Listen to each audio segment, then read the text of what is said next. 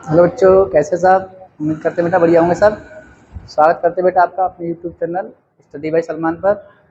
बेटा आज की क्लास में हम लोग सीखेंगे 12th क्लास की फिजिक्स की मोस्ट इम्पोर्टेंट डेफिनेशन और आर्टिकल। आज की क्लास पहले चैप्टर के लिए कंप्लीट क्लास होने वाली है और इसमें हर एक इम्पोर्टेंट टॉपिक को ठीक है आज कवर करेंगे। और ये क्लास बेटा बोर्ड एग्जाम की दृष्टि से बहुत ही इंपॉर्टेंट होने वाली है, तो इस क्लास को आप ठीक है जरूर देखें। इस क्लास में ठीक है मोस्ट इम्पोर्टेंट डेफिनेशन और मोस्ट इम्पोर्टेंट ठीक है आज आर्टिकल को कवर करेंगे। ठीक है, तो बने रहिए बेटा वीडियो पे। शुरुआत करते हैं बेटा। आज का हमारा ठीक है सबसे पहला टॉपिक रहने वाला है एक समान विद्युत क्षेत्र में वैद्युत द्विध्रुव पर लगने वाला बल आघूर्ण। हम बेटा व्यंजक का नाम लिख लेते हैं। एक समान विद्युत क्षेत्र में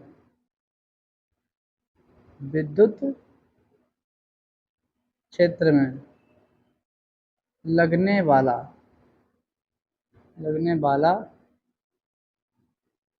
बल युग्म का आघूर्ण या कहेंगे बल आघूर्ण। ठीक है, इसका आर्टिकल निकालेंगे। ठीक है, व्यंजक प्राप्त करेंगे बेटा।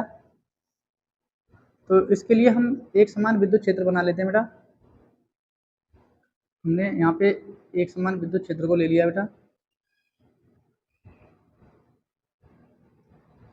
ये एक समान विद्युत क्षेत्र बना लिया।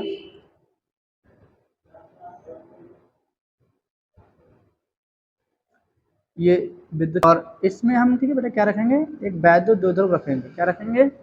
वैद्युत द्विध्रुव।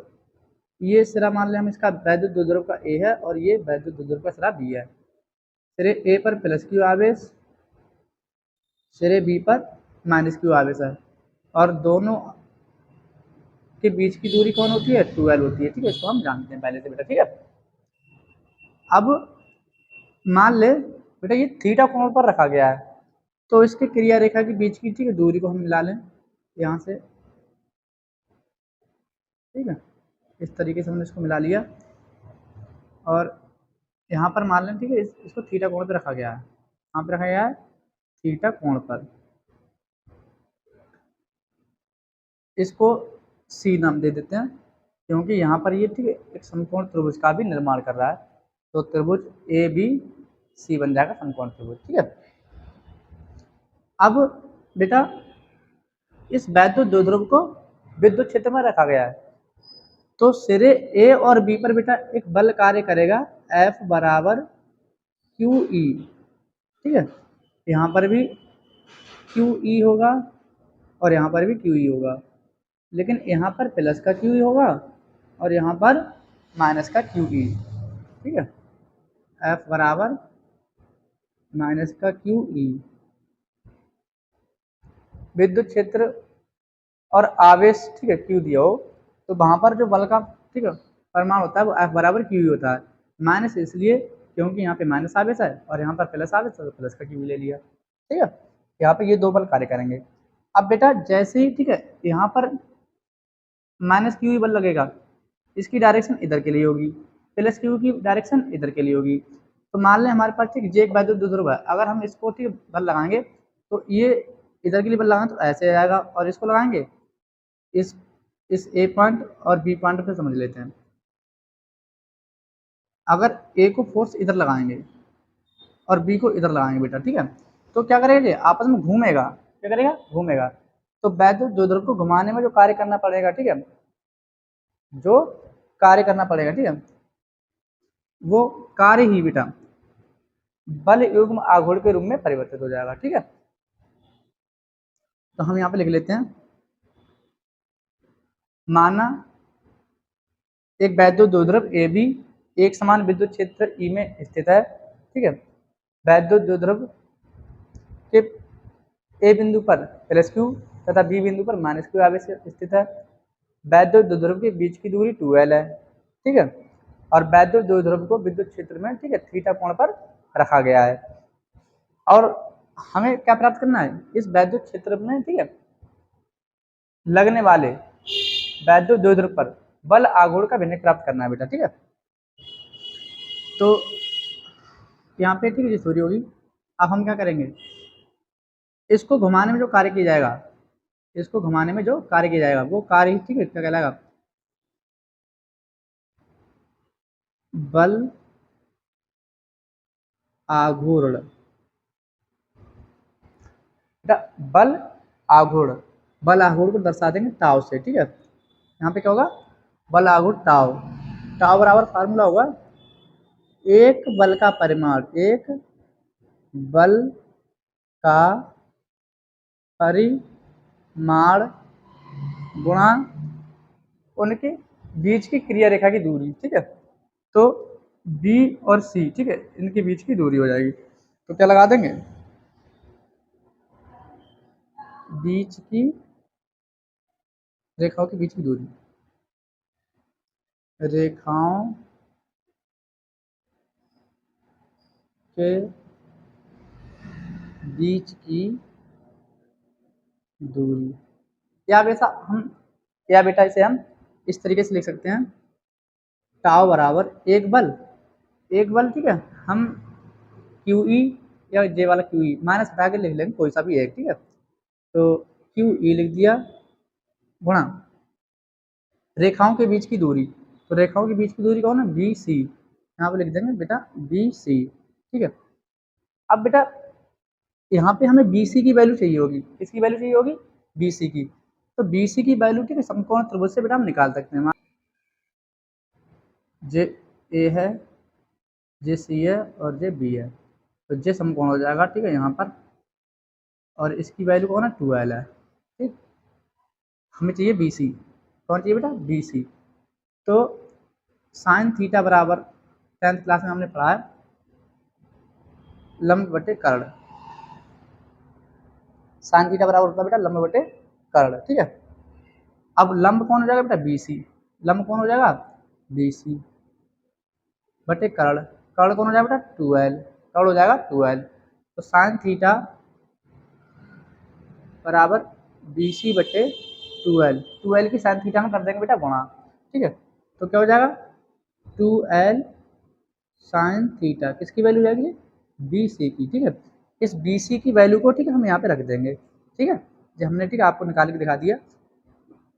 टाव बराबर, अब यहाँ पे हम लगा देंगे क्यू ई गुणा 2l साइन थीटा, क्यू को सही से बना देते हैं, ठीक है, क्यू ई गुणा 2l साइन थीटा। अब इसको थोड़ा फॉर्मेशन में लिखेंगे, Q इंटू 2l और E साइन थीटा को ऐसे ही रहने देंगे। Q को 2l के साथ मिला के लिख दिया, लिखने का कारण है बेटा क्योंकि Q इंटू 2l के बराबर होता है P, Q इंटू 2l के बराबर कौन होता है बेटा, P होता है, ठीक है।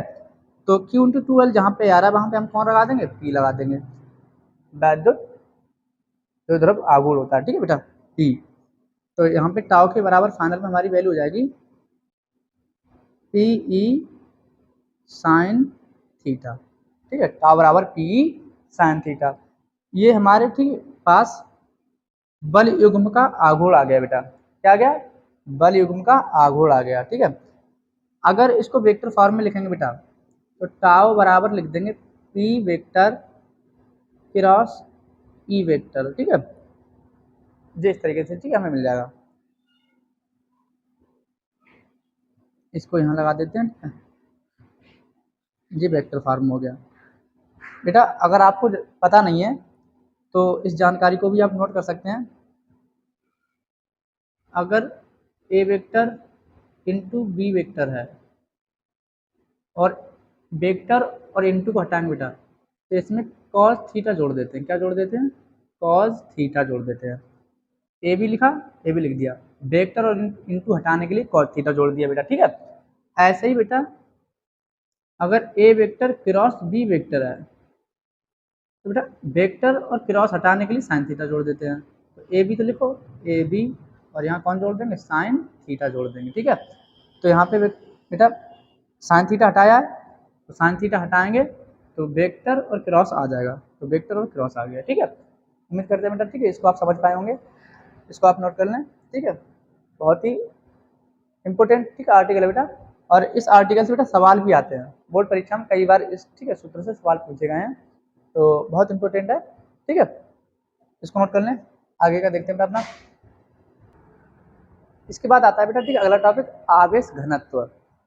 आवेश घनत्व बेटा 3 प्रकार का होता है, और कभी कभी इससे बेटा ठीक है परिभाषा पूछ लेते हैं, मात्रा की बीमारी पूछ लेते हैं, और जब हम आपको गॉस के नियम के अनुप्रयोग कराएंगे बेटा, वहाँ पे इनका ठीक है बहुत बड़ा रोल रहने वाला है, तो इसको ठीक है जान लेते बेटा। आवेश घनत्व, आवेश घनत्व बेटा 3 प्रकार का होता है बेटा। कितने प्रकार का होता है? 3 प्रकार का होता है। ठीक है, रैखिक आवेश घनत्व, रैखिक आवेश घनत्व,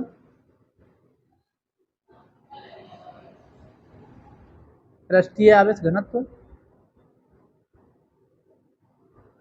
पृष्ठीय आवेश घनत्व, और बेटा आयतन आवेश घनत्व, आयतन आवेश घनत्व। ठीक है, परिभाषा अगर हम ठीक कहेंगे तो इसकी परिभाषा हो जाएगी, ठीक है बेटा नोट करेंगे आप, रैखिक आवेश घनत्व की प्रति एकांक लंबाई पर उपस्थित आवेश को, प्रति एकांक लंबाई पर उपस्थित आवेश को बेटा रैखिक आवेश घनत्व कहते हैं, और इसको बेटा लैम्डा से प्रदर्शित करते हैं। किससे प्रदर्शित करते हैं बेटा? लैम्डा से। ठीक है, तो लैम्डा बराबर हो जाए बेटा क्यू बट्टे एल, लैम्डा बराबर हो जाए बेटा क्यू बट्टे एल। ठीक है, इसका सूत्र हो जाएगा, अगर बेटा मात्रक ही करते हैं, मात्रक तो ऊपर आवेश है नीचे लंबाई है, आवेश का मात्रक होता है बेटा ठीक है कूलाम, और लंबाई का मात्रक होता है मीटर, तो कूलाम प्रति मीटर इसका मात्रक हो जाएगा बेटा। अगर विमा की बात करें तो आवेश के लिए विमा होती है बेटा 80। ठीक है, और एल बटे में ठीक है, तो एल पे हो जाएगा ठीक है -1। ठीक है, तो 80 L-1 फाइनल में लिख देंगे ATL-1। ठीक है, ये हमारी फाइनल बीमा हो गई। ठीक, अगर इसको और अगर आप ठीक बदल के लिखना चाहते हैं तो ऐसे भी लिख सकते हैं MLTA। अब इसमें ठीक है जो चीज़ नहीं है उस पर 0 लगा दो, M नहीं है तो M पे 0 लगा दिया, L है, L कितना है हमारे पास -1 तो L-1, T है T है, A है A है। ठीक है, जे भी बीमा इसको भी हम लिख सकते हैं। ठीक है, ये एक पैटर्न होता है बीमा लिखने का, पहले लिखेंगे एम फिर एल फिर टी फिर ए। ठीक है, तो हमारे पास यहाँ पे एम नहीं था तो एम पे हमने 0 पावर ले ली। ठीक, इसकी बीमा हो जाएगी। इसका देख लेते हैं पृष्ठीय आवेश घनत्व, पृष्ठीय आवेश घनत्व इसको क्या कहेंगे बेटा परिभाषा में? प्रति एकांक क्षेत्रफल पर, प्रति एकांक क्षेत्रफल पर उपस्थित आवेश पृष्ठीय आवेश घनत्व कहलाता है। इसको बेटा सिग्मा से प्रदर्शित करते हैं, किससे प्रदर्शित करते हैं? सिग्मा से, और सिग्मा के बराबर हो जाए बेटा क्यू बटे ए, सिग्मा बराबर क्यू बटे ए, जहाँ पर ए बेटा क्षेत्रफल है, एरिया। ठीक है, अगर इसके मात्रक की बात करें बेटा, मात्रक तो इसका मात्रक हो जाएगा, ऊपर आवेश है, आवेश के लिए कूलाम, और नीचे बटे में क्षेत्रफल है। ठीक है, एरिया, तो क्षेत्रफल का बेटा क्या होगा? मीटर का स्क्वायर। ठीक है, कूलाम मीटर स्क्वायर इसका मात्रक हो जाएगा बेटा। अगर विमा की बात करते हैं, किसकी? विमा की, तो विमा को लिख लेते हैं बेटा कूलाम के लिए 80, और मीटर, मीटर के लिए क्या था? एल, मीटर एक बार था तो एल इनवर्स, मीटर 2 बार है तो एल पे -2 लगा लेंगे। ठीक है, यहाँ हो गया। ठीक है, बीमा इसकी हो गई बीमा। ठीक, तीसरा जान लेते बेटा। ठीक है, आयतन आवेश घनत्व को बेटा, आयतन आवेश घनत्व इसकी परिभाषा में क्या, इसकी परिभाषा में बेटा आप लिखेंगे प्रति एकांक आयतन पर, प्रति एकांक आयतन पर उपस्थित आवेश। ठीक है, आयतन आवेश घनत्व कहलाता है, और इसको बेटा रो से प्रदर्शित करते हैं। किससे प्रदर्शित करते हैं? रो से, तो रो के बराबर फार्मूला हो जाएगा बेटा रो बराबर क्यू बट्टे बी, ठीक है। यहाँ पर वी आयतन को प्रदर्शित करेगा, ठीक है। मात्रक की बात कर लें बेटा, मात्रक हो जाएगा बेटा, मात्रक हो जाएगा क्यू आवेश है, आवेश का मात्रक बेटा कूलाम, कूलाम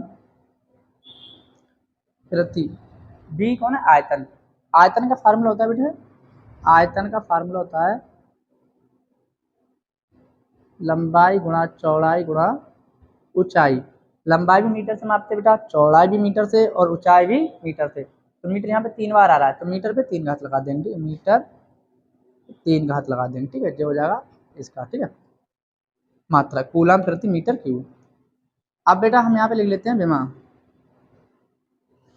विमा, तो विमा भी इसलिए सेम है, कूलम के लिए 80 और मीटर के लिए एल, लेकिन मीटर पे कितनी 3 पावर है, तो माइनस के 3 लगा दो, माइनस किस लिए बेटा, प्रति हटाएंगे, ठीक है, तो माइनस लगाएंगे, प्रति हटाएंगे तो माइनस लगाएंगे, ठीक है। तो जे इसकी विमा हो गई। छोटा सा टॉपिक था, ठीक है, उम्मीद करता हूँ समझ में आ गया होगा बेटा आपको। अब इसके आगे की चीजें ठीक डिस्कस करते हैं बेटा, ठीक है, इसको नोट कर लें आप। पहले सीखेंगे विद्युत फ्लक्स, विद्युत फ्लक्स, पहले सीखेंगे बेटा विद्युत फ्लक्स के बारे में, इसके बारे में बेटा विद्युत फ्लक्स के बारे में, ठीक है। देखिए बेटा विद्युत फ्लक्स बहुत ही इंपॉर्टेंट डेफिनेशन है, इसको आपको जानना बहुत जरूरी है, क्योंकि बोर्ड परीक्षा में डायरेक्ट इसको पूछ लेते हैं, इसकी मात्रक बीमारी पूछ लेते हैं, सब कुछ बताऊंगा बेटा, बने रहिए आप, ठीक बेटा। विद्युत फ्लक्स क्या है, किसी बंद पृष्ठ से गुजरने वाली, किसी बंद पृष्ठ से गुजरने वाली विद्युत क्षेत्र रेखाओं की संख्या को, विद्युत क्षेत्र रेखाओं की संख्या को बेटा विद्युत फ्लक्स कहते हैं। एक बार फिर से रिवाइज कर देता मैं, किसी बंद पृष्ठ से या किसी पृष्ठ से, किसी पृष्ठ से गुजरने वाली विद्युत क्षेत्र रेखाओं की संख्या को विद्युत फ्लक्स कहते हैं बेटा, विद्युत फ्लक्स कहते हैं। और इसको बेटा फाई सपेक्स ई से प्रदर्शित करते हैं, फाई सपेक्स ई से प्रदर्शित करते हैं। फार्मूला होता है बेटा इसका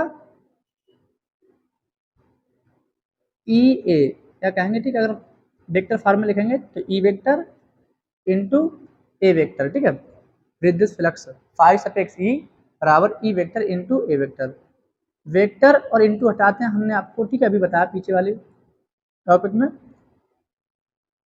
वेक्टर और इंटू हटाएंगे तो कॉस थीटा लगा लेंगे, तो ठीक है ये कॉस थीटा, ठीक है, फ्लक्स का ये भी फॉर्मूला हो जाएगा, ठीक है। अब बेटा इसकी मात्रक की बात कर लेते हैं और विमा की मात्रक, इसका मात्रक देख लेते हैं बेटा, मात्रक देखिए बेटा विद्युत फ्लक्स का जो मात्रक होता है, ई का मात्रक न्यूटन, ई का मात्रक न्यूटन, ए का मात्रक क्षेत्रफल, सॉरी बेटा ई का मात्रक होता है न्यूटन प्रति कूलम, न्यूटन प्रति कूलम, और क्षेत्रफल का मात्रक होता है मीटर स्क्वायर, ठीक है, मीटर स्क्वायर, तो न्यूटन मीटर स्क्वायर प्रति कूलम कह सकते हैं, ठीक है बेटा। इसको लिख देंगे न्यूटन मीटर स्क्वायर प्रति कूलम, ठीक है, एक पेज हो गया न्यूटन मीटर स्क्वायर प्रति कूलम, ठीक है। या कह देंगे बेटा, या कह देंगे बेटा वोल्ट मीटर, वोल्ट मीटर, ठीक है, न्यूटन मीटर स्क्वायर प्रति कूलम या वोल्ट मीटर, ठीक है, वोल्ट मीटर कह देंगे, ठीक है। और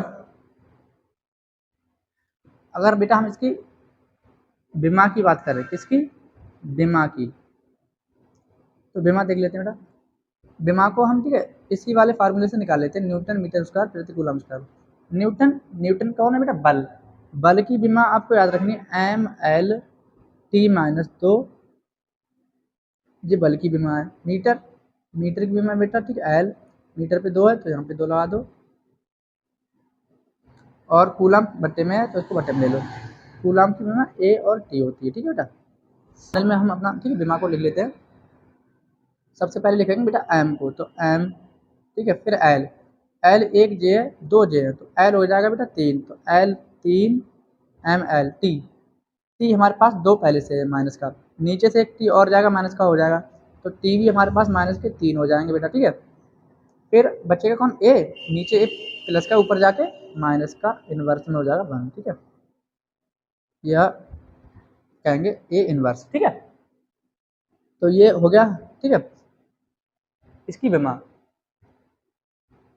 विद्युत फ्लक्स की परिभाषा, मात्रक, विमा हो गया, ठीक है, सूत्र भी हो गया, ठीक है बेटा। राशि की बात करें, ठीक है, तो विद्युत फ्लक्स अदिश राशि, राशि कैसी है, अदिश राशि है, ठीक है, अदिश, ठीक है, अदिश राशि है। विद्युत फ्लक्स कैसी राशि है, अदिश राशि है, ठीक है बेटा। तो इसको नोट कर लेंगे। अगले टॉपिक की ओर बढ़ते हैं बेटा, ठीक है। अगला टॉपिक है हमारा गॉस का नियम, ठीक है, बहुत ही इंपॉर्टेंट है बेटा ये बोर्ड परीक्षा के लिए बेटा। गॉस का नियम तो बहुत ही इंपॉर्टेंट है। गॉस का नियम, गॉस का नियम बेटा, ठीक है, बहुत ही इंपॉर्टेंट है। गॉस के नियम के अनुसार किसी बंद पृष्ठ से गुजरने वाला कुल वैद्युत फ्लक्स उस पृष्ठ के आवेश का, उस पृष्ठ के आवेश का 1/ε0 गुना होता है, ठीक है। एक बार फिर से परिभाषा में रिवाइज करा देता आपको।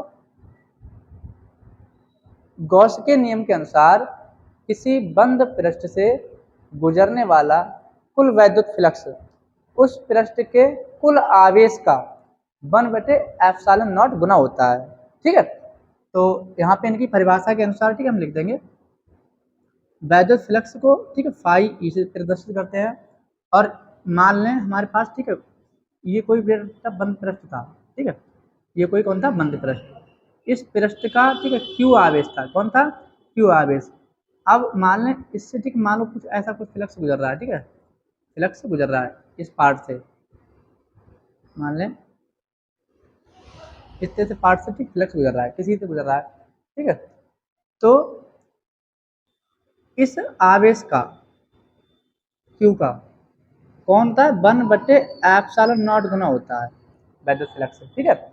ये इनने अपनी परिभाषा में बताया, ठीक है। क्यू को 1 से मल्टीप्लाई करा देंगे, क्यू एकम क्यू, तो हमारे पास फाइनल में, ठीक है, वैल्यू मिल जाएगी फाई सफिक्स ई बराबर क्यू बटे ε0, ठीक है। और यही कौन है बेटा, गॉस का नियम है, ठीक है। इस नियम के बहुत सारे अनुप्रयोग हैं इस चैप्टर में, और जो बहुत ही इंपॉर्टेंट है बेटा, ठीक है। तो इसको आप, ठीक है, समझ गए होंगे, गॉस के नियम को समझ गए होंगे बेटा, बहुत आसान तरीके से हमने बता दिया आपको बेटा। अगला टॉपिक जो है हमारा, अगला टॉपिक है गॉस के नियम के अनुप्रयोग। इसको भी मिटा देते हैं बेटा। गॉस के नियम के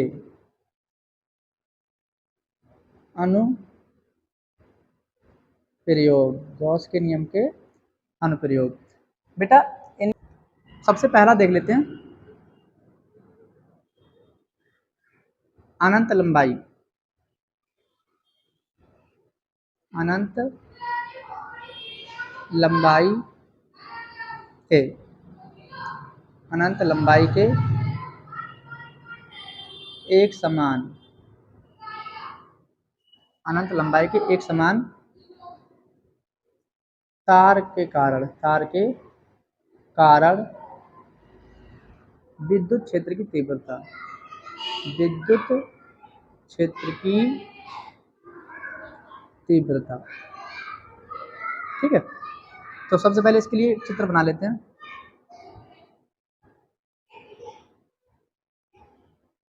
मान लीजिए बेटा, ठीक है, जो हमारा एक चालक तार है अनंत लंबाई का, ठीक है, और इस चालक तार के चारों ओर बेटा, ठीक है, हम क्या करते हैं, एक बंद गॉसियन पृष्ठ की कल्पना कर लेते हैं, ठीक है, बंद गॉसियन पृष्ठ की कल्पना कर लेते हैं। ऐसा किस लिए बेटा कर रहे हैं हम, क्योंकि गॉस का जो नियम लागू होता है बेटा, वो बंद पृष्ठ के लिए ही लागू होता है। ठीक, किसके लिए लागू होता है? बंद पृष्ठ के लिए ही लागू होता है। ठीक है, बंद पृष्ठ के ही लिए लागू होता है बेटा गॉस का नियम।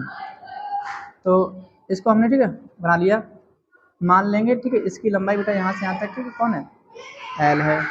और ये बेलनाकार बंद गॉसियन पृष्ठ है। ठीक है, इसकी यहाँ से यहाँ तक ठीक है त्रिज्या मान लेंगे बेटा हम आर। ठीक है, जे वाली वैल्यू कौन हो जाएगी? आर हो जाएगी। ठीक है, अब विद्युत क्षेत्र की ठीक डायरेक्शन मान लेंगे। ठीक है बेटा हम इधर यहाँ पर एक छोटा सा ले लेंगे अल्पांश। क्या ले लेंगे? अल्पांश। इसको कह देंगे बेटा ठीक है डी ए। छोटे से पार्ट को क्या कह देंगे हम यहाँ पे डी ए। एक छोटा सा पार्ट ठीक है हम यहाँ पे ठीक कल्पित ले लेंगे। ठीक है, इसको भी क्या कह देंगे? D A. ठीक है, तो सबसे पहले हम चित्र बनाएंगे। ठीक है, इसमें थ्योरी में क्या लिखेंगे बेटा? माना अनंत लंबाई का एक चालक तार है। ठीक है, अनंत लंबाई का एक चालक तार है। ठीक है, इस चालक तार के कारण ठीक है विद्युत क्षेत्र की तीव्रता का व्यंजक प्राप्त करना है बेटा हमें। ठीक है, तो हमने इसमें ठीक है इस चालक तार के चारों ओर एक बंद गॉसियन पृष्ठ की कल्पना की है। चालक तार की लंबाई स्मॉल एल तथा इसकी त्रिज्या स्मॉल आर है। और चालक तार का ठीक है रैखिक आवेश घनत्व लैम्डा है। रैखिक आवेश घनत्व कौन है बेटा? लैम्डा है। ठीक है, इसको डाल लेंगे आप। ठीक है, अब बेटा रैखिक आवेश घनत्व इसका लैम्डा हो गया। ठीक है, अब हम इसके पृष्ठ पर ठीक है यहाँ पर विद्युत क्षेत्र की तीव्रता निकालेंगे और यहाँ पर निकालेंगे विद्युत क्षेत्र की तीव्रता। ठीक है, दो जगह पे निकाल लेंगे। ठीक है, तो हम कहेंगे अल्पांश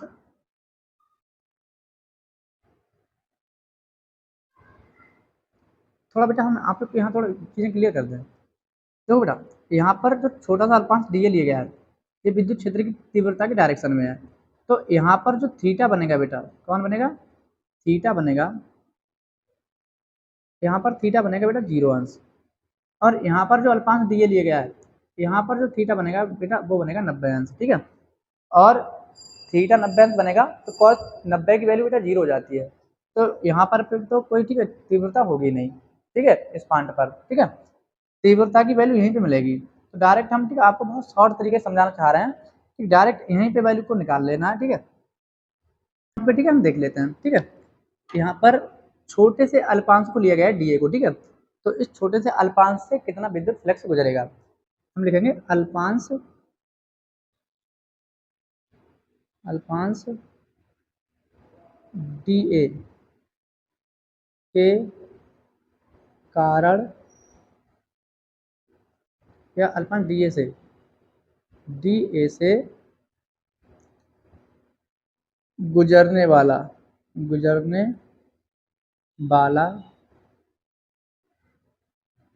फ्लक्स। बेटा छोटा सा पार्ट है तो फ्लक्स भी कम गुजरेगा। तो यहाँ पे ठीक है विद्युत फ्लक्स को क्या कहते हैं? Phi suffix E. लेकिन फ्लक्स कम गुजरेगा तो इसके लिए क्या लगा लेंगे? D phi suffix E. ठीक है, और इसके लिए फार्मूला हो जाएगा बेटा E vector into D A vector. ठीक है बेटा, E vector into D A vector. सही है, ये हमारे पास फार्मूला हो जाएगा। और अब बेटा हम क्या करेंगे?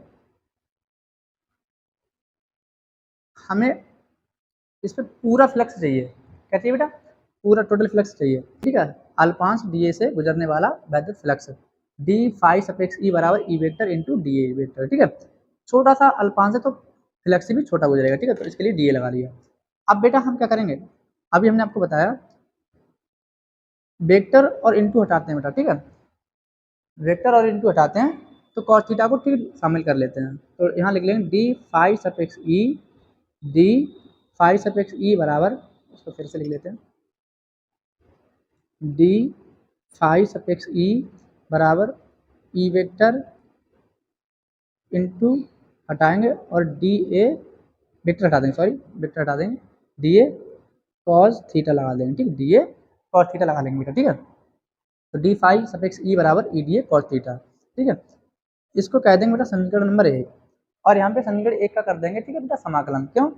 अगर बेटा हमें ठीक है छोटे से पार्ट के लिए इतना फ्लक्स मिला है और हमें निकालना है बेटा पूरे पृष्ठ से ठीक है फ्लक्स है, तो यहाँ पे जो डी आया है ठीक है इसको हटाने के लिए, ठीक है, समाकलन करेंगे। क्या करेंगे बेटा? समाकलन। समाकलन क्या करता है बेटा? ठीक है, समाकलन का मतलब होता है छोटी चीजों को जोड़ देना। ठीक है, कोई भी चीज है बेटा छोटे छोटे पार्ट से मिलकर बनी होती है। ठीक है, तो समाकलन क्या करता है? उन सारी चीजों को जोड़ने का काम करता है। अगर इस छोटे से पार्ट पे फ्लक्स ये है और इसके ठीक हर एक पार्ट के ठीक है फ्लक्स को जोड़ दें तो पूरे पृष्ठ का फ्लक्स हमें मिल जाएगा। और उस पृष्ठ के फ्लक्स को जोड़ने के लिए बेटा हमें मैथमेटिक्स में समाकलन करना पड़ेगा। क्या करना पड़ेगा बेटा? समाकलन। तो कह देंगे समीकरण एक का समाकलन करने पर, समीकरण एक का समीकरण एक का समाकलन समाकलन करने पर, तो समाकलन करेंगे ठीक है, तो integration D phi suffix E. बेटा पृष्ठ है बंद, तो बंद पृष्ठ के समाकलन को इस साइन से प्रदर्शित करते हैं। ठीक है, बराबर यहाँ पे ई को ठीक बाहर निकाल देंगे और समाकलन करेंगे डी ए कॉज थीटा का। ठीक है, किंतु हमने अभी आपको बताया है ठीक है, यहाँ पे जो थीटा है वो जीरो है। थीटा बराबर कितना है बेटा? जीरो। तो हमारे पास ई इंटीग्रेशन डी ए रह जाएगा, कॉस जीरो की वैल्यू एक होती है। ठीक है, यहाँ से बेटा जब इंटीग्रेशन को हटाएंगे तो डी हट जाएगा और यहाँ पे हमें मिल जाएगा फाइव सफिक्स ई और इधर मिल जाएगा ई इंटीग्रेशन, यहाँ पे भी बंद समाकलन लगा देंगे डी ए। ठीक है, कॉस थीटा जाएगा हट, क्योंकि कॉस जीरो की वैल्यू एक होती है। ठीक है, तो यहाँ पे अगर एक रख देंगे तो D A come D A, ठीक है, हट जाएगा। अब बेटा इंटीग्रेशन डी ए इसका ठीक है पूरा वैल्यू देख लेते हैं। इंटीग्रेशन डी ए बेटा जो है वो हमारे पास पृष्ठीय क्षेत्रफल है, इस पृष्ठ का पूरा क्षेत्रफल। पृष्ठ कौन है बेटा? बेलन। तो इंटीग्रेशन डी ए के बराबर हमारे पास हो जाएगा 2 पाई आर एल। ठीक है, 2 पाई आर एल हो जाएगा। ठीक है, ये बेलन का पृष्ठीय क्षेत्रफल का सूत्र होता है बेटा। ठीक है, बेलन का पृष्ठीय क्षेत्रफल का सूत्र है। अब देखो बेटा हम यहाँ पे ठीक है इस वैल्यू को लगा देंगे तो हमारे पास फाइनल में फ्लक्स की वैल्यू जो मिलेगी फाइव सफिक्स ई बराबर ई गुणा 2 पाई आर एल। ठीक है, इसको डाल देंगे बेटा समीकरण नंबर 2। ठीक है, क्या डाल देंगे? समीकरण नंबर 2। ठीक है, अब बेटा हम कहेंगे गॉस के नियम से। किसके नियम से बेटा? गॉस के नियम से, क्योंकि गॉस के नियम का ही हम अनुप्रयोग कर रहे हैं। तो चित्र को बेटा निकाल देते हैं हम। ठीक है, चित्र की कोई आवश्यकता है नहीं। ठीक है,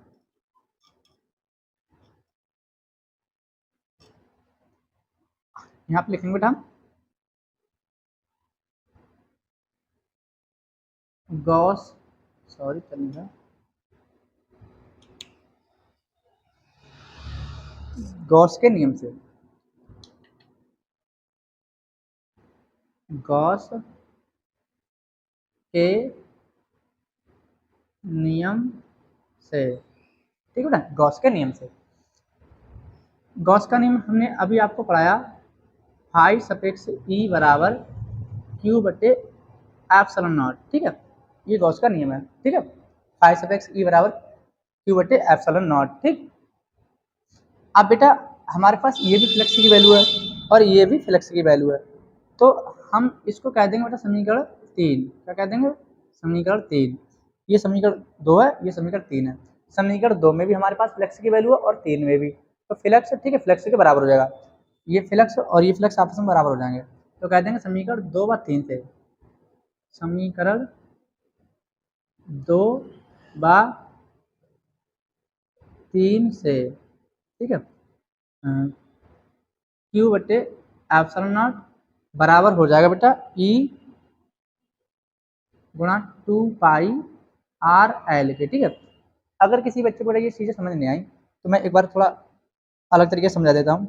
ये भी बेटा फ्लक्स की वैल्यू है और ये भी फ्लक्स की वैल्यू है, तो फ्लक्स को फ्लक्स के बराबर लिख सकते हैं बेटा। ठीक है, यहाँ पर इस वाले फ्लक्स की वैल्यू लगा ली, यहाँ पर क्यू बटे एप्सिलॉन। ठीक है, क्यू बटे एप्सिलॉन बराबर बराबर यहाँ पे फ्लक्स है, यहाँ पर इस वाले फ्लक्स की वैल्यू को रख लिया हमने। ठीक है, कोई दिक्कत नहीं है। ठीक, अब बेटा हमने अभी आपको पढ़ाया रैखिक आवेश घनत्व। क्या पढ़ाया बेटा? रैखिक आवेश घनत्व। वहाँ पर लैम्डा के बराबर क्या फार्मूला था, क्यू बटे एल, क्यू बटे एल, ठीक है। अगर हम, ठीक है, क्यू की वैल्यू निकालना चाहें तो लैम्डा की एल से क्या करते हैं, गुणा करते हैं, तो लैम्डा एल किसके बराबर हो जाएगा बेटा, क्यू के बराबर, क्यू बराबर हो जाएगा लैम्डा एल। तो यहाँ से क्यू हटाएंगे और यहाँ पे कौन लगा देंगे, लैम्डा एल, ठीक है। तो हमारे पास यहाँ हो जाएगा क्यू की जगह पे लैम्डा एल बटे एप्सिलॉन नॉट और बराबर में बेटा ई गुणा में 2 पाई आर एल, ठीक है। एल से एल जाएगा कट बेटा, हमें चाहिए वैल्यू किसकी, ई की, तो 2 पाई आर गुणा का बेटा इधर पचास से कर देंगे, बटे में पहुंच जाएगा। तो 1 बटे, सॉरी बेटा, लैम्डा बटे एप्सिलॉन नॉट और इनटू में कौन आ जाएगा, 2 पाई आर, 2 पाई आर आ जाएगा, ठीक है। लैम्डा बटे 2 पाई आर, लैम्डा बटे 2 पाई आर, ठीक है। और इधर कौन रहेगा हमारे पास, ई रहेगा, कौन रहेगा, ई रहेगा, ठीक है। यही बेटा हमारे पास, ठीक है, हो जाएगी वैल्यू हो जाएगी। लेकिन इस समीकरण को बेटा, ठीक है, हम थोड़ा सही करके लिखेंगे, कैसे लिखेंगे, थोड़ा सही करके लिखेंगे, ठीक है। देखिए बेटा, गुणा थोड़ा सही से नहीं लगी बेटा, यहाँ पे लगेगा गुणा बेटा, डालो।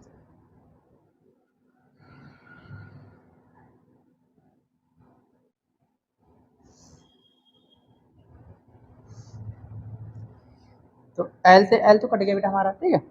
अब 2 पाई आर को इधर पक्षांतर कर देंगे तो हमारे पास मिल जाएगा लैम्डा बटे एप्सिलॉन नॉट और 2 पाई आर गुणा का तो इधर बटे में आ जाएगा, ठीक है। तो गुणा में ले लेंगे 2 पाई आर, ठीक है। और इधर रह जाएगा हमारे पास ई, ठीक है। अब बेटा हम क्या करेंगे, इसको, ठीक है, इधर लिख लेंगे थोड़ा सही करके, ठीक है। वैल्यू तो आ गई है बेटा हमारी, यहाँ लिख देंगे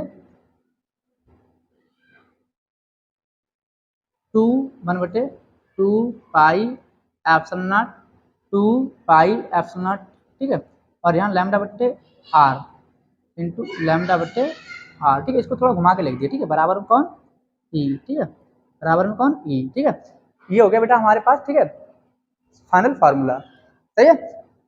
और बेटा इसको थोड़ा और चेंज करेंगे, देखिए बेटा 1/2 पाई एप्सिलॉन नॉट की वैल्यू नहीं होती बेटा हमारे पास वैल्यू होती है बेटा 1/4 पाई एप्सिलॉन नॉट की, क्या होती है, 9 × 10 की घात, ठीक है, 9। और यहाँ पर है 1/2 पाई एप्सिलॉन नॉट, तो इसको 4 पाई एप्सिलॉन नॉट बनाने के लिए, ठीक है, 2 से गुणा कर दें, ठीक है, क्या कर दें, गुणा, 2 से यहाँ कर दें गुणा और 2 से यहाँ कर दें गुणा। तो हमारे पास क्या मिल जाएगा बेटा, 1/4 pi epsilon not into lambda है वो कौन हो जाएगा, 2 लैम्डा, क्योंकि हमने 2 की यहाँ भी गुणा कर दी और 2 की लैम्डा में भी कर दी, ठीक है। लैम्डा बट्टे आर और यहाँ पे कौन मिलेगा फाइनल हमारे पास, ई, ठीक है। यही आ गया बेटा फाइनल, ठीक है, आर्टिकल, ठीक है। यही लिखेंगे अनंत लंबाई के चालक तार के, तो यही बेटा अनंत लंबाई के चालक तार पर विद्युत क्षेत्र की तीव्रता का व्यंजक हो जाएगा, ठीक है।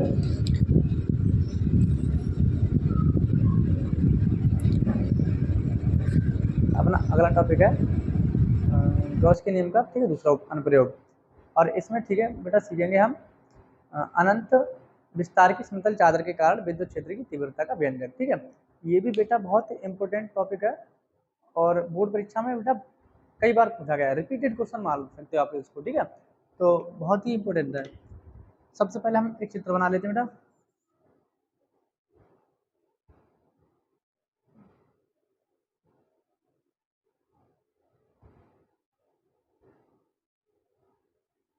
बेटा ये हमारे पास एक समतल चादर है और एक समान रूप से धन आवेशित है ये, ठीक है, एक समान रूप से ये धन आवेशित है, ठीक है। इसमें हम एक बंद गॉसियन पृष्ठ की कल्पना करते हैं,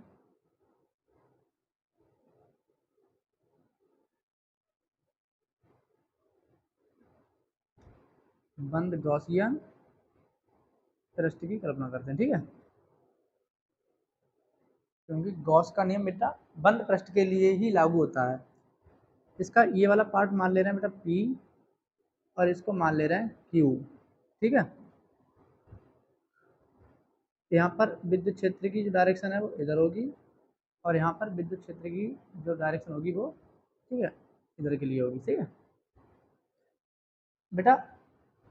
अगर हम चाहें तो अल्पांश यहाँ पर भी ले सकते हैं, ठीक है, छोटा सा पार्ट डी ए, और यहाँ पर भी ले सकते हैं छोटा सा पार्ट, ठीक है, डी ए।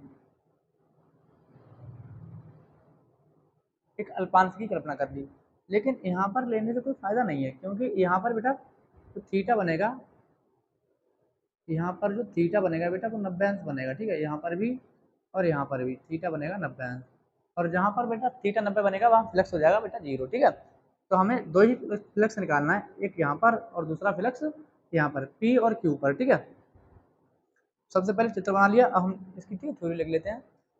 कहेंगे माना एक अनंत विस्तार की समतल चादर है, ठीक है, जो एक समान रूप से धनावेशित है, ठीक है, इस के दोनों सिरों, ठीक है, P और Q पर, ठीक है, हमें विद्युत फ्लक्स ज्ञात करेंगे हम, ठीक है। और चादर के कारण बेटा इसकी थ्योरी लिख लेते हैं। माना अनंत विस्तार की एक समतल चादर है जो एक समान रूप से धनावेशित है, ठीक है, चादर पर एक समान रूप से धनावेशित, ठीक है, धनावेश है, और चादर के निकट हमें विद्युत क्षेत्र की तीव्रता का व्यंजक प्राप्त करना है, ठीक है, ये इसकी थ्योरी हो जाएगी, ठीक है। और चादर का पृष्ठ आवेश घनत्व तो सिग्मा होगा और इसका आवेश क्यू है, ठीक है। आवेश कौन है बेटा? क्यू। आवेश हो जाएगा क्यू और पृष्ठ आवेश घनत्व को क्या कह देंगे? सिग्मा, ठीक है। एक समान रूप से आवेशित है, आवेश है क्यू और चादर का पृष्ठ आवेश घनत्व तो सिग्मा है बेटा, ठीक है। तो अब इसको ठीक है हम कर लेते हैं। पहले कहेंगे बेटा बिंदु P पर, ठीक है, एक अल्पांश लिया हमने, ठीक है, यहाँ पे एक अल्पांश की कल्पना कर लेते हैं बेटा, ठीक है, इसको कह देंगे डी ए, और यहाँ पर एक अल्पांश की कल्पना कर लेते हैं, ठीक है, छोटे से पार्ट की, इसको कह देंगे डी ए, ठीक है। तो हमें P और Q पर, ठीक है, विद्युत फ्लक्स निकाल लेना है। कहेंगे सिरे P पर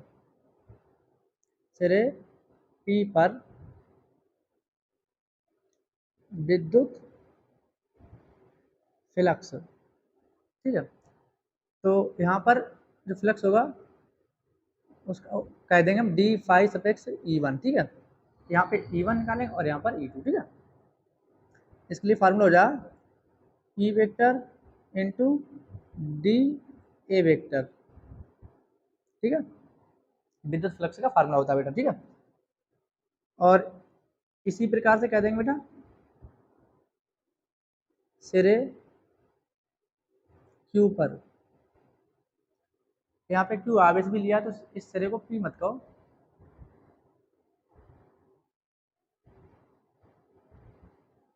इसको O कह दो, ठीक है।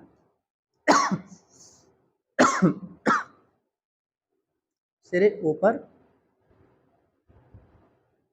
विद्युत फ्लक्स, इसको कह देंगे बेटा डी फाई सपेक्स E2 बराबर हो जाएगा E vector into D A vector, ठीक है।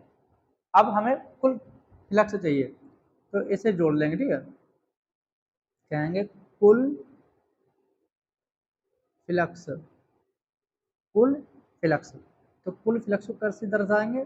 डी फाई सपेक्स ई बराबर इन दोनों को जोड़ लेंगे, ठीक है, D phi E1 plus D phi E2, इनकी वैल्यू पुट कर दो। डी फाई सपेक्स ई की वैल्यू कौन है हमारे पास? E vector into D A vector, E vector into D A vector plus D phi suffix E2, इसकी वैल्यू कौन है?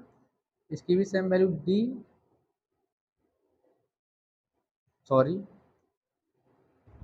ई vector into D A vector, ठीक है। अब यहाँ पे हम बेटा वेक्टर और इंटू हटाते हैं, cos थीटा लगा लेते हैं, तो यहाँ पे लिख लेंगे E D A cos theta plus यहाँ पर भी हो जाएगा बेटा E D A cos theta, E D A cos theta plus E D A cos theta को जोड़ देंगे बेटा 2 E D A cos theta, 2 E D A cos theta. अब बेटा हमने अभी आपको बताया P और O पर, ठीक है, जो कोण होगा थीटा होगा, ठीक है, वो कितना होगा बेटा 0 अंश, ठीक है। और यहाँ पर भी क्यों होगा, क्योंकि क्षेत्र की दिशा अल्पांश की, ठीक है, दिशा सेम है, विद्युत क्षेत्र की डायरेक्शन इधर है और अल्पांश की भी डायरेक्शन एक ही हो रहा है, इधर ही है, ठीक है। तो यहाँ पे फ्लक्स वो थीटा जो होगा बेटा 0 हो जाएगा, ठीक है। और जब थीटा 0 हो जाएगा तो कॉस, ठीक, 0 की वैल्यू थी 1, तो यहाँ पे 1 रख देंगे तो 2 EDA एकम 2 EDA, ठीक है, कॉस थीटा जाएगा हट। तो हमारे पास फाइनल में डी फाई सफिक्स ई बराबर मिल जाएगा 2EDA, ठीक है। इसको कह देंगे समीकरण नंबर 1, ठीक है। अब क्या करेंगे बेटा, समीकरण 1 का करेंगे हम समाकलन। क्यों करेंगे, अभी हम आपको बता चुके हैं, छोटे से पार्ट पे ये फ्लक्स आया है, हमें चाहिए पूरे पृष्ठ का फ्लक्स, तो पूरे पृष्ठ का चाहिए, इसलिए हम इसका समाकलन कर देंगे। तो समाकलन कर देंगे तो ठीक है, लिख देंगे पहले समीकरण 1 का समाकलन करने पर, समीकरण 1 का समाकलन समाकलन करने पर, ठीक है बेटा। समाकलन करेंगे तो बंद पृष्ठ है तो समाकलन कर दो बेटा, बंद पृष्ठ का समाकलन डी फाई सफिक्स ई बराबर 2E, ठीक है, इंटीग्रेशन से बाहर आ जाएंगे और इसका कर देंगे, ठीक है, डी ए का समाकलन, इंटीग्रेशन डी ए, ठीक है। तो यहाँ जब इसका समाकलन करेंगे बेटा तो डी हट जाएगा, हमारे पास फाइनल बचेगा फाई सफिक्स ई बराबर 2E और इंटीग्रेशन डी, यहाँ से भी डी हट जाएगा तो यहाँ पे आ जाएगा बेटा ए, ठीक है। तो फाई सफिक्स ई बराबर 2EA, इसको सफिक्स में बना देते हैं बेटा ई, ठीक है। फाई सफिक्स ई बराबर 2EA, ठीक है। इसको डाल देंगे बेटा समीकरण नंबर 2, सही, समीकरण पड़ेगा 2। अब बेटा हम कहेंगे, ठीक है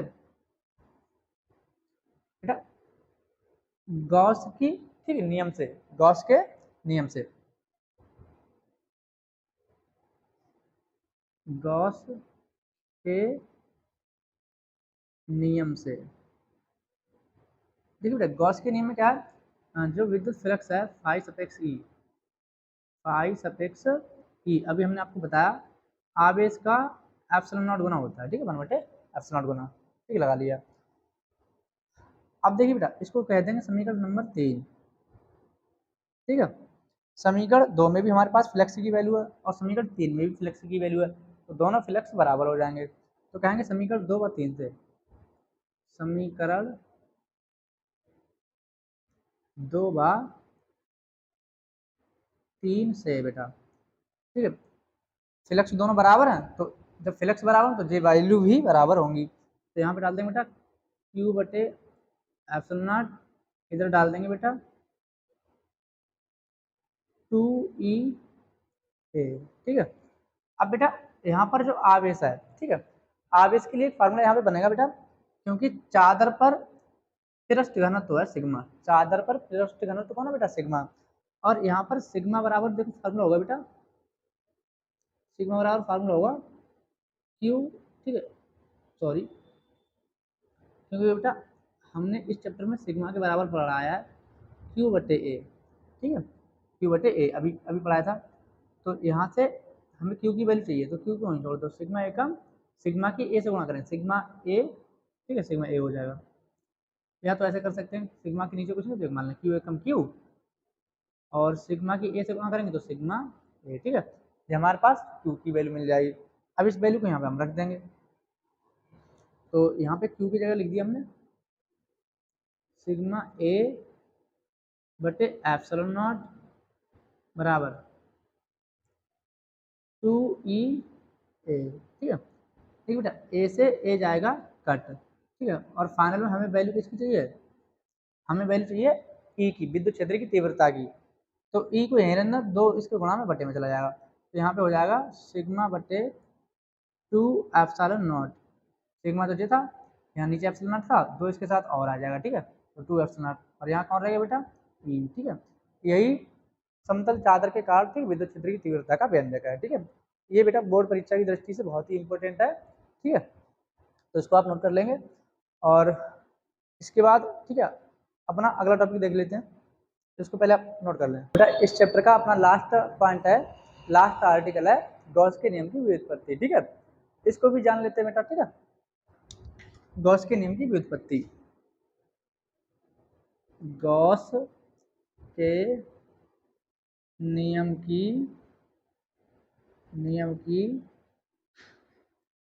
व्युत्पत्ति, ठीक है, गॉस के नियम की व्युत्पत्ति। इसके लिए बेटा हमें, ठीक है, एक गोला बनाना है, ठीक है, ये गोला हो गया और इसका केंद्र मान लेते हैं बेटा ओ है, ठीक है, और ये इसकी त्रिज्या हो जाएगी स्मॉल आर, ठीक है, गोले के केंद्र पर क्यू आवेश रखा गया है, सही है। अब हम यहाँ पर बेटा एक अल्पांश की कल्पना कर लेते हैं। गॉस के नियम के लिए बेटा, ठीक है, एक अल्पांश की कल्पना करनी होती है। यहाँ पर हमने अल्पांश ले लिया बेटा डी ए, ठीक है, क्या ले लिया अल्पांश डी ए। इस अल्पांश के कारण बेटा केंद्र पर, ठीक है, जो कोण बनेगा, केंद्र पर जो कोण बनेगा उस कोण को कहते हैं, ठीक है, ओमेगा। क्या कहते हैं? ओमेगा, ठीक है। तो अल्पांश छोटा सा है तो कोण भी कौन बनेगा? छोटा सा, ठीक है, डी ओमेगा बनेगा, सही है। यहाँ पे कोण बनेगा डी ओमेगा। चित्र से थ्योरी लिख लेंगे बेटा, ठीक है। माना ओ केंद्र का एक, ठीक है, गोला है जिसकी त्रिज्या आर है, ठीक है, केंद्र पर आवेश क्यू स्थित है, ठीक है, और इसके पृष्ठ पर एक अल्पांश डी ए की कल्पना की है जिस पर हमें, ठीक है, फ्लक्स निकाल लेना है अभी, ठीक है। तो यहाँ लिखेंगे अल्पांश डीए पर विद्युत फ्लक्स, विद्युत फ्लक्स को दर्शाएंगे फाई सफिक्स ई से, ठीक है। और इसके लिए फार्मूला होगा ई vector into D A vector, ठीक है। तो वेक्टर हटा दें बेटा, ठीक, कॉस थीटा लग जाता है, तो E D A cos theta यहाँ पे लिख देंगे हम, ठीक है। अब बेटा फाई सफिक्स ई की वैल्यू आ गई, लेकिन हम लिखेंगे बेटा ई बराबर 1/4 pi epsilon not into Q बटे आर का स्क्वायर, ठीक है। ये कहाँ से लिख दिया बेटा हमने? बिंदु आवेश के कारण विद्युत क्षेत्र की तीव्रता का व्यंजक होता है, इसी क्लास में, ठीक है, मैंने पहली वाली क्लास में करा दिया है। यहाँ पे क्यू आवेश है, ठीक है, और यहाँ से यहाँ तक की, ठीक है, दूरी, इस दूरी के कारण, ठीक है, विद्युत क्षेत्र की तीव्रता होगी, वो कौन होगी? 1/4 पाई एप्सिलॉन नॉट क्यू बटे आर स्क्वायर होगी, सही है। तो यहाँ पर ई जो लगा है, ठीक है, यहाँ से हटा देंगे, तो हमारे पास फाइनल में फाई सफिक्स ई की वैल्यू मिल जाएगी